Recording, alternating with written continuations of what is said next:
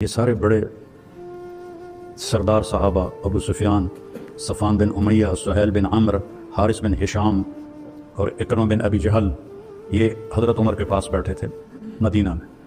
تو سابقون الاولون ایک ایک کر کے آنے لگے۔ سب سے پہلے بلال آئے تو آپ نے کہا تھوڑا پیچھے ہٹ جاؤ، پھر صہیب آیا، کہا تھوڑا پیچھے ہٹ جاؤ، پھر سلمان آیا، کہا تھوڑا پیچھے ہٹ جاؤ، ابو ہریرہ آئے، تھوڑا پیچھے ہٹ جاؤ۔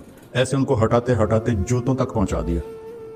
تو وہ غصے میں باہر نکل گئے، اور ابو سفیان کہنے لگا یہ دیکھا نہیں ابو بکر عمر نے ہمارے ساتھ کیا کیا ہے، غلاموں کو آگے بٹھایا اور ہمیں پیچھے بٹھایا۔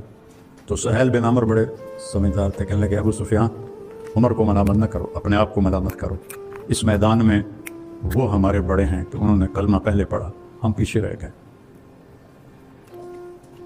سوچ دیکھو، ایک دم کہنے لگے دنیا میں چلو پیچھے رہ گئے کوئی بات نہیں، اگر آخرت میں بھی رہ گئے پھر کیا بنے گا؟ تو چلو عمر سے پوچھیں کہ ہمیں کوئی طریقہ بتائے کہ ہم آگے تو نہیں نکل سکتے، برابر تو ہو جائے۔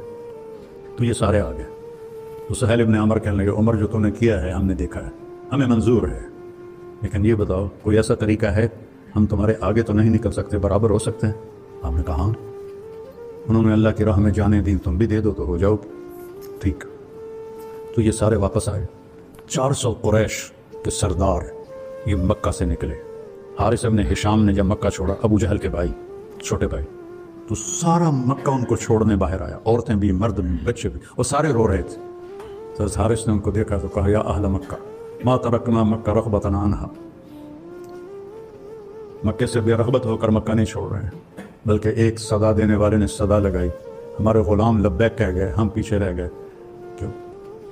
اگر مکے کے پہاڑ سونا بن جائیں اور میں سارے خرچ کر دوں تو ما ادرکت مدہم، نہ کہ ایک مد جو انہوں نے خرچ کیا تھا نبی کے دور میں اس کو بھی نہیں پہنچ سکتا ہوں، جان دے کہ شاید برابری ہو جائے۔ جب یہ حضرات